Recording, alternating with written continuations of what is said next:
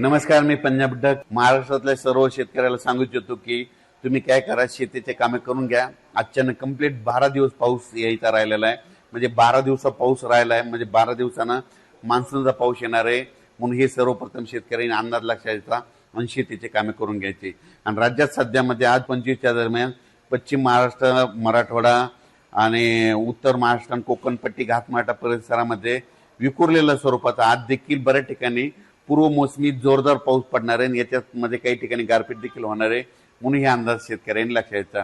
त्याच्यानंतर विदर्भातल्या शेतकऱ्याला सांगू इच्छितो की विदर्भातल्या शेतकऱ्याचे फोन आले, पूर्व मोसमी पाऊस कधी येणार आहे. तर विदर्भातल्या सर्व शेतकऱ्याला सांगू इच्छितो की पूर्व मोसमी पाऊस तुमच्याकडं 26 मे पासून ते 5 जूनच्या दरम्यान चांगला पाऊस पडणार आहे. वेगवेगळ्या भागात विखुरलेल्या स्वरूपाचा खूप काही काही ठिकाणी ओढे नाले वाहतील असा विदर्भात देखील 26 मे ते 5 जूनच्या दरम्यान त्या 10 दिवसामध्ये पडणार आहे. सगळीकडे ती एकदा येणार नाही. म्हणून हे देखील विदर्भातल्या शेतकऱ्यांनी अंदाज लक्षात घ्यायचा.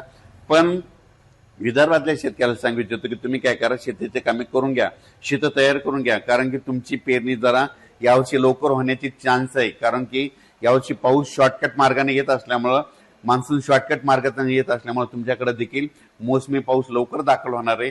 म्हणून शेतीची कामे विदर्भातल्या 6, 5, 11 जिल्ह्यांमध्ये वर्धा, नागपूर, भंडारा, गोंदिया, चंद्रपूर, यवतमाळ, वाशिम, हिंगोली, त्याच्यानंतर बुलढाणा, अकोला, अमरावती, इकडे नांदेड जिल्हा, यवतमाळ जिल्ह्यातल्या शेतकऱ्यांनी शेतीचे कामं करून घ्या. कारण की पूर्व मोसमी पाऊस तुम्हाला पडणार आहे, त्याच्या पाठीमागून लगेच मोसमी पाऊस येणार आहे. म्हणून तुमच्यासाठी खूप चांगलं वातावरण राहणार आहे. म्हणून हे देखील लक्षात घ्यायचं. परभणी जिल्ह्यातल्या शेतकऱ्यांनी देखील शेतीची कामे करून घ्यायची. कारण की परभणी जिल्ह्यात देखील काय होणार आहे, म्हणजे मराठवाड्यात देखील काय होणार, मराठवाड्यात देखील तुम्हाला सांगतो, परभणी जिल्हा झालं, लातूर जिल्हा झालं, बीड जिल्हा झालं, धाराशिव जिल्हा झालं, ह्या पट्ट्यामध्ये काय होणार, पूर्व मोसमी पाऊस काय होणार आहे, अगोदर थोडा जास्त पडत असल्यामुळे काही भागामध्ये जास्त पडणार आहे. पण मराठवाड्यातल्या शेतकऱ्यांनी तुम्ही काय करायचं, अचानक कंप्लीट आपल्याला पाऊस येण्यासाठी 12 दिवस शिल्लक राहणार आहे. 5-7 जूनला पाऊस येणार आहे. म्हणून हा अंदाज लक्षात घ्यायचा.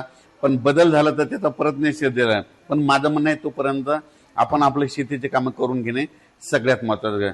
उत्तर महाराष्ट्रातल्या शेतकऱ्यासाठी एक आनंदाची बातमी, उत्तर महाराष्ट्रातील काय होणार आहे, म्हणजे 26-27 मेच्या दरम्यान देखील पूर्व मोसमी पाऊस असणार आहे.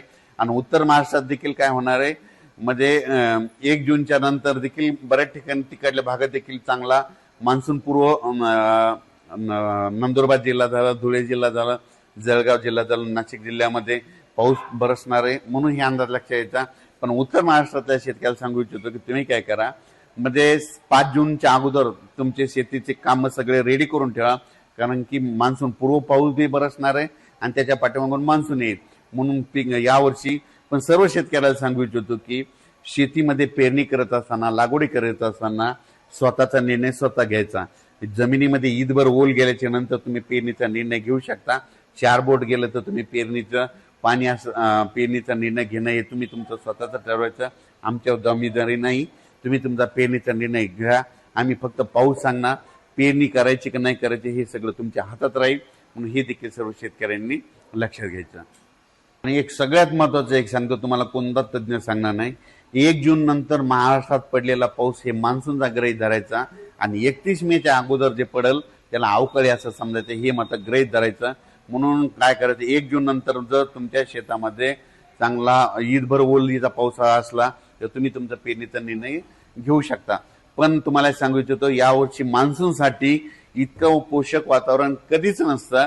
पण तुम्ही बघा, 30 आणि 31 तारखेला आपली केरळची देवभूमी चांगला मान्सून सक्रिय होणार आहे. आणि ते सक्रिय झाल्याच्या नंतर 4 ते 5 दिवसात मध्ये 5-6 जूनच्या दरम्यान तो महाराष्ट्रात येऊ शकतो. म्हणून हे लक्षात घ्यायचं. आणि शेतकऱ्याला एक चांगल्या म्हणजे विशेष बियाणे निवड करत असताना तुम्ही तुमच्या आपल्या पाहुण्याला, आपल्या नातेवाईकाला, आपल्या स्वतःच्या अनुभवानुसार ज्या बियाणाला गेल्या वर्षी आदमध्ये यापुढे पहिलं बी काय उतार आला असे बियाणं निवडा. म्हणजे जे चांगलं आहे, ज्याच्यामध्ये येलो मोजॅक येणार नाही, खोडकिडा लागणार नाही, अशा जाती निवडा. लवकर येणाऱ्या निवडा. पण स्वतःचा अनुभव असेल, पाहुण्याचा, नातेवाईकाचा, असं घेऊन बियाण्याची निवड करा. मी देखील माझी शेती करत असताना मी देखील काय करतो, माझा स्वतःचा अनुभव घेतो. नातेवाईकाला, पाहुण्याला 10 ठिकाणी प्लॉट बघायला जात असतो आणि त्यानुसार मी देखील पेरणी करत असताना वैयक्तिक मी माझा निर्णय